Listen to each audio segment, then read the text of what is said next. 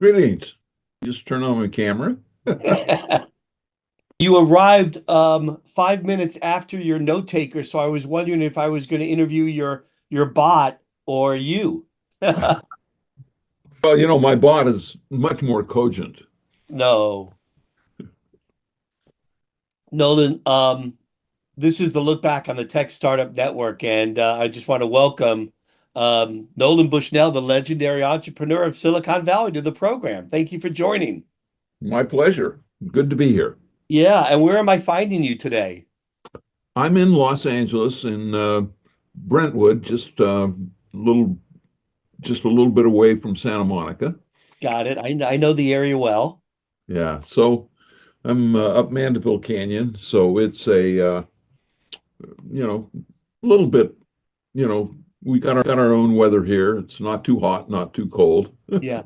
A little bit away from the craziness, but close enough that if you want to get into it, you can.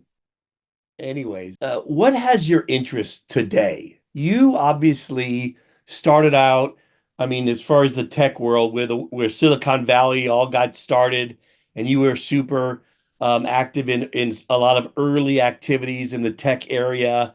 A lot was going on with silicon wafers and chips and Intels and AMDs and Fairchild days. But you found an interest in starting Atari. How did that come to your forefront and thinking that was the opportunity you wanted to explore? Well, I kind of viewed my life as a series of happy accidents, Yeah. where I made I was probably the only electrical engineer at the time who put himself through college working at an amusement park.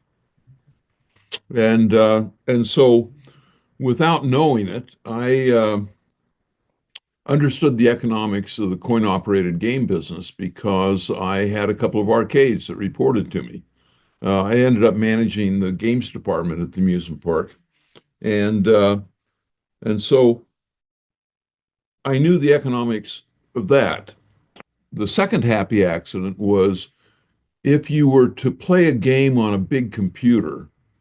There was a game that was called Space War that was done by a guy at MIT, and anybody who had a PDP-1 or PDP-10, I think, they had monitors connected to them, and you could play Space War. And and so it was a very easy step for me to say, gee, if I had a coin slot next to this monitor, people would put money in it. But then you put, 25 cents for 3 minutes and divide it into $1 million computer, and the math didn't work. Tough business. So graduated, moved to Silicon Valley, went to work for Ampex, not because of any great plan. They just offered me the most money. That's good criteria. So, but in that job, I really learned digital logic and how to use MSI technology, which was relatively new. And when I started this MSI technology, they were like $3 a chip. And a year later, it was 25 cents a chip. And so I thought to myself, hey, maybe I can use these chips and build this video game. And I did, and it did. Fantastic. So the happy accident, a series of happy accidents. And do they keep happening to you, or are you pretty much done with the accidents for the business side of things? What has your interest now? What are you exploring? I've got I've got 8 kids, and so education for them has been very, very important. And I realized as I was doing some research on cognition and how people learn and what have you, um, I have this mind that I go down rabbit holes and and I get curious about things. And so I got into brain functions, and I realized that some of the skills that I had developed through the video game business could be applied to education. And a statistic that I like to quote is that you remember 5% of what you hear, 10% of what you see, 80% of what you do. And so video games provide the doing if you can put it into an educational context. And so I've got a company called Exodexa right now, which is gamifying high school. And it's a game that if you play it, you end up learning everything you need to know. And so I'm using the addictiveness of video games Right. to educate. Right. The endorphin rush on the academic side. And what kind of results are you seeing with that? Tremendous. I love We it. that I when love our it. game is complete, it's about a third done, and we figure we'll have it done probably by next summer, late summer, Okay. and we believe that we will be able to teach all of the STEM curriculum for a high school. That's 4 years in about 6 months. Right. So are you involved on the game development side with this? Or are you just mentoring from an overall business product standpoint? A little bit of both. Yeah. I would say that I've got people now that are probably better at the minutia than I am. Yeah. But I'm executive chairman, and I look. And you've got 8 built-in beta testers, right? I like this concept, though, and I'm seeing more of this in terms of games play for more than just the benefit of playing games, but for education or even with elderly, helping them stay active with their minds or helping people with depression and other kinds of personal issues or that the active game is something that's either therapeutic or recuperative, things like that. Absolutely. We I'm involved in a couple of things. Like I'm on the board of a little company that does uh, brain games, and they're basically been used for stroke rehabilitation, and there's actually a study on going that it can actually help with dementia somewhat. Yeah. So I don't necessarily want to pivot off of this, but it does bring up my thought, which is to develop into a great entrepreneur. It's obviously in today's day and age, especially of AI and everything else, the importance of understanding how to build a product, how to assemble a product, how it's going to be used. What are some of those skills that obviously you've had and you've leveraged? Plus, what do you think you need as part of that package to be a successful entrepreneur today?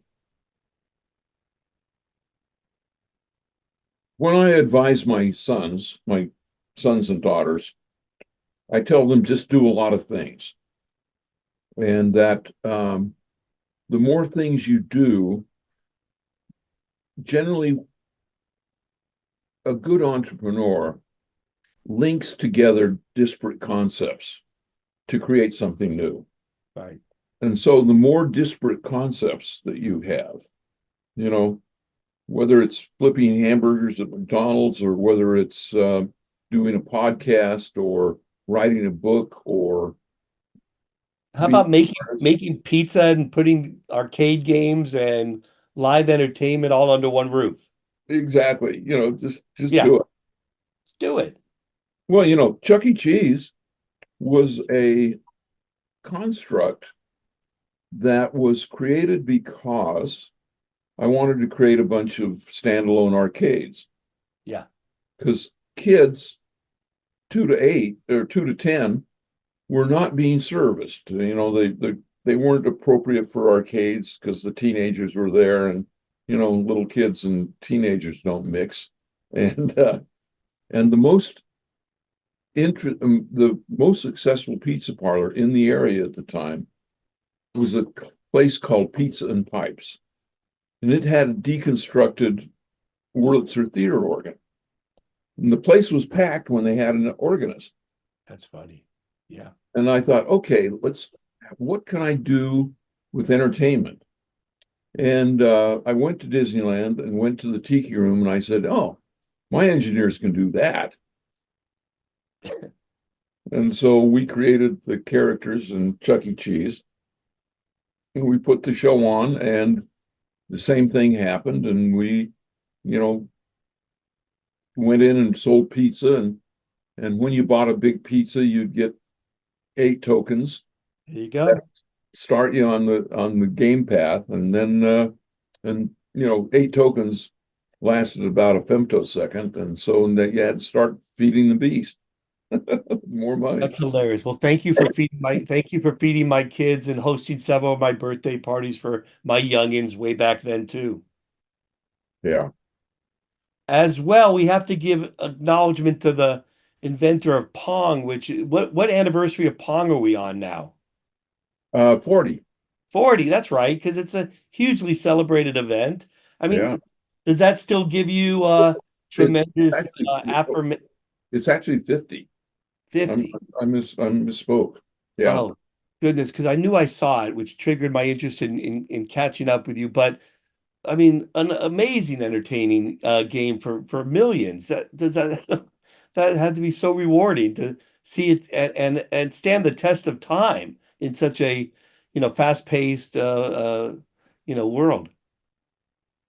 Well, I've often thought that there was a very interesting thing that went on with Pong. And Pong was a game in which the typical woman could beat the typical man because women have better small muscle coordination than men do. That's why, if you see a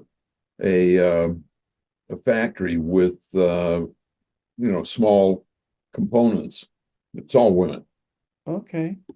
And it happened at the time when women's liberation was just starting. So it was tremendously rewarding for women to be able to beat guys. Yeah. And more than that, a sociology created in the bars in which it turned out that there was women's choice. Because if they wanted to play Pong, it became acceptable for women to invite a guy to play Pong with them from the bar stool.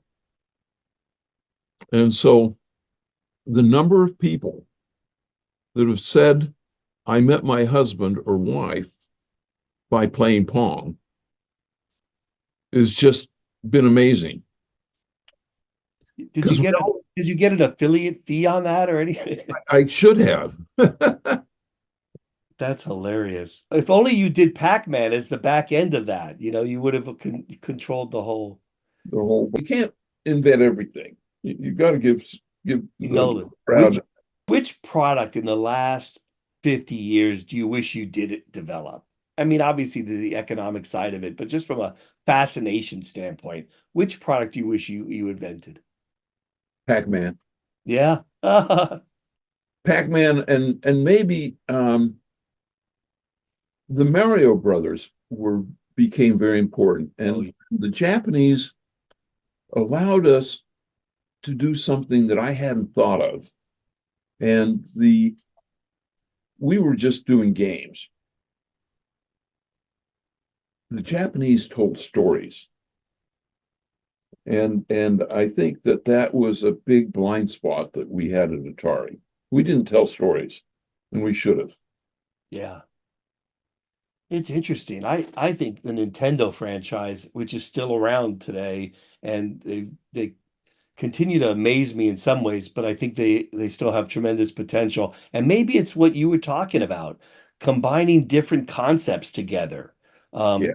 Because an example of Go is an amazing product also, but I'm curious where that is going, but I think it might be under the wrong ownership. I don't know for sure. You probably have a better Well, perspective. I play probably 2 or 3 games of Go every day. Oh, really? Yeah, there's an online, it's called OGS, and I do it as much to keep my brain sharp as anything. Yeah. The We go thing, back again, right? the frightening thing is that I I used to have a stronger rating than I have now. And it's happened because of either two things. One, the world has gotten stronger, or I've gotten dumber. And I, I choose to think that the world has gotten stronger. yeah, I would choose that. I think I fill in that gap as well. Nolan, it's amazing to think though the number of other activities that you got into. What is the skill that you wish you had? As you admire all the people that you worked with. In fact, I know there are lots of stories about the early days where you knew Steve Jobs and Steve Wozniak very well. Obviously, they worked at Atari, and you collaborated with them a lot early on. Um, one's a tremendous, technology tinkerer. One's a phenomenal product conceptualist, right? And then you fall in there on both sides. Well, when we talk about regrets, I actually had a chance to own a third of Apple Computer for $50,000. Yeah, probably would be one. And I turned it down because I didn't think Steve was a very good would be a very good CEO. And it turns out that the guy who put the money in instead of me was a guy named Mike Markkula, who actually became the first president and was sort of the mentor that taught Steve how to be a good CEO. Right. Going back to your thoughts about the skill, especially for today's day and age, what do you like? Sometimes I think about going back to school and studying more about computer programming or studying, product development. Well, I think the entrepreneur needs four fundamental characteristics. One, they need to be gritty. They need to be able to hit problems, fail, hit problems, fail, keep going because it's not an easy path. Second skill, they need to be optimistic. You have to believe you can do it or you don't try to do it. That's right. Third skill, curious. You've got to be a constantly feeding your brain. Curiosity is the forcing function of knowledge. If you're curious, you'll learn stuff. And next skill that is harder to define, but you have to be able to communicate. Because and dot dot dot sell, Yes. because you have to be able to communicate your ideas clearly and cogently uh, to investors, to shareholders, to employees. And so your communication skills are really, really, really important. And some of those you have to pick up because they're not necessarily learned at that point. You have to sometimes find ways to learn fast. And you would probably recommend, well, learning by doing is going to get the highest level of retention. Precisely. This is another happy accident for me. Yeah. In high school, I was on the debate team. So I learned how to speak on my feet and to craft cogent arguments and what have you. Totally, I did it just because I kind of liked it. Yeah. Yeah. Nolan, when you look back on this amazing journey of yours, what do you remember most fondly? I mean, leaving out your phenomenal personal life and finance stuff and stuff, what do you think about as your lasting memories and legacies? Well, I think when I think of the happy accidents that were very, very impactful, I have to class right at the top is my wonderful wife. I mean, we are truly partners in so many things, and she's a force of nature, and I can honestly say that she makes me better in every way. And so that union, I'm not sure I'd call it a happy accident, because when I decided I wanted to get married again, she's my second wife. I was married the first time at 22, which was too young. I didn't know who I was. She didn't know who she was. And the wheels came off that one. But I decided a certain set of characteristics. I actually made a list of what I wanted in a wife. Yeah. My wife hates me to tell that story because she says, what about love? I said, well, it happened anyway. What number was love on the list? Say again? What number is love on the list? Wasn't there. No, I just felt that love happens that it's secondary to respect. It's a good point, though. I mean, I think a lot of times we move fast when we find love, or we think we find this image of love, but respect is huge. Yeah. Respect and trust. Yeah. Yeah. We would agree there. Well, this has been fantastic catching up. I want to ask you, do you have something else you'd like to share with my audience of entrepreneurs and founders and innovators and folks? Well, I'm working on a secondary educational project. I'm always looking for breakpoints or singularities, like world tomorrow. And my belief is that AI provides tutoring that is cheap enough that everybody can now be tutored, from the poorest to the richest. Historically, tutoring was purview of the people who could afford it, $50 an hour.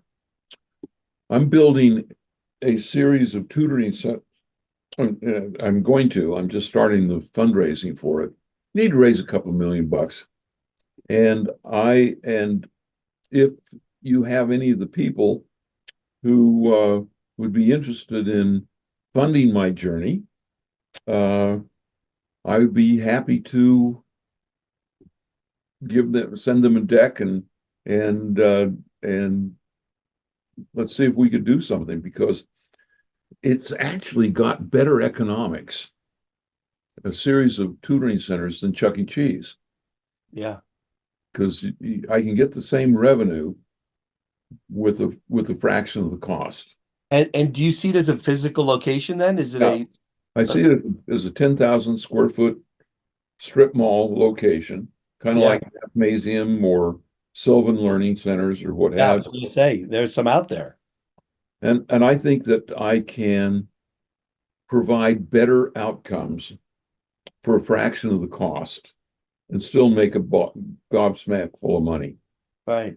Well, I'll ask you if you want to share that in my show notes. I'll put it out there, and it's a pretty qualified audience, so you can gate it if you would like or anything, but we could talk about that offline. I love the fact that you're still doing creative, mind bending things. I was going to say mind altering. That might be a little strong.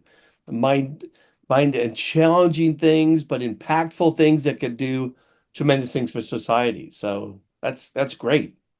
Well, I like to think, I just turned 81, so that's damn old. Oh, dude, amazing, great.